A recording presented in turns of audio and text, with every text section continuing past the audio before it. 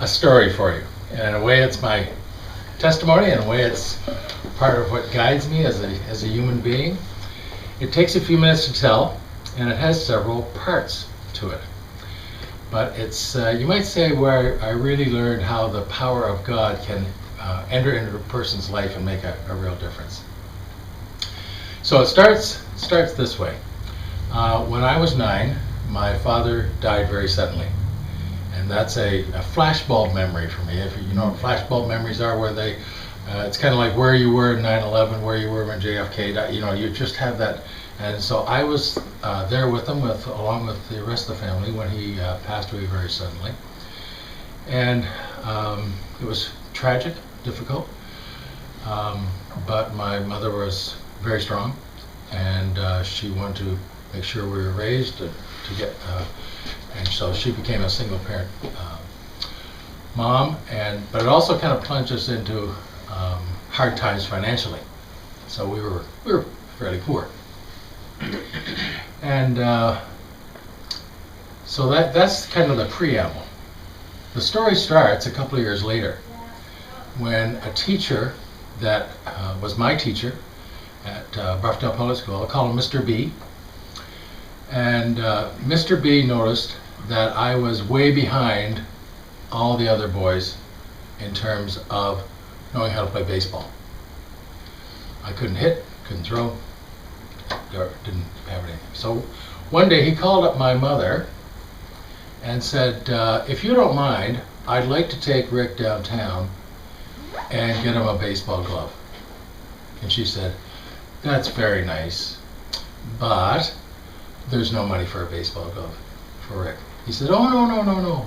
He said, I'm going to get him a baseball glove. And she acquiesced. And in those days, teachers could do that sort of thing. Nowadays, teachers could never take a person in their car or anything of that sort. But in those days, it was all right. So he did. He took me downtown, Oxford and Richmond area. There was a sporting goods store there, and he bought me a glove I still have today. And then after schools, for the next, I don't know, weeks, months, he would work with me every day. Taught me how to hit, throw, catch, all kinds of things like that, to a point where I was able to participate. You know, he didn't turn me into a Vladimir Guerrero or anything like that, but to a point where I could participate with the other kids in playing baseball. So that's not a bad story up to that point. A story of a teacher reaching out and really responding. We never talked about religion, so I don't know whether he was a Christian or not, but he sure acted like one.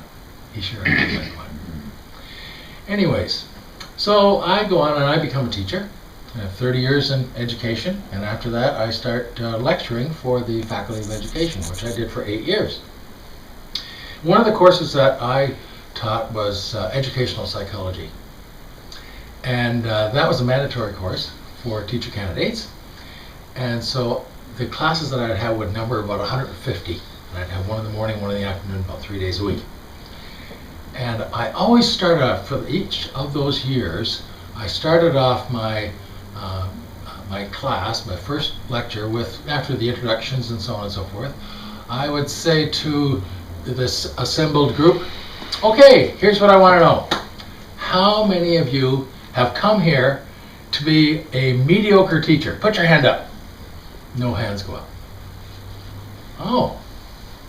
Well, how many of you have come here to be an outstanding teacher? Every hand goes up. So I said, okay, so there's our motivation. That's what we're going to be doing in this course. We're going to be discovering what it takes to become a great teacher.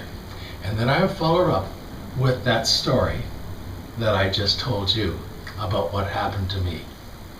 So, you know, that's not a bad story. You know, the story of a child, and then somebody who's, you know, after a long career goes in and uses that information to help and influence others, and all that sort of thing.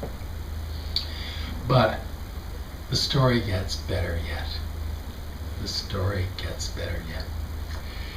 Here's what happened. A few years ago, I guess it's, I don't know, 6 or 7 years ago now, I want to get my oil changed. So I took it early on Saturday morning to the Canadian Tire that used to be on Richmond and Fanshawe Park Road. There isn't one there anymore. They moved it, but that's where I took it for the oil change. And while I was waiting, I thought I'd just walk over to the mall and go to the Tim Hortons. So I got in the line at Tim Hortons, and I'm waiting, and there was, they didn't zigzag the lines in, there were parallel lines. And I heard a voice, and I looked over, and I said, "Mr. B?" And he said, "Yes." And I proceeded to explain that he was my teacher back in grade 6 or 7, whatever it was. And what he had done, he said, "Oh, that's great, that's great." I said, "And I want you to know," now by this time, as I'm retelling the story to him and telling how I use this information, the lines have stopped. No one's serving coffee anymore. Everyone's just listening to these men exchanging this story. That's what happened. And so he said, "Well, that's great. I'm glad to hear that." He says, "I don't remember all of that." The reason he didn't remember, of course, is because he was the kind of person where this would have been just one of the situations that he'd make a difference in. I was just one, but it made a huge difference to me. So I get my coffee, and I'm walking back to find the car, and I have this little tap on my shoulder. And I turn around, and it's Mr. B. And he said, "Rick, I'm never here early on a Saturday morning.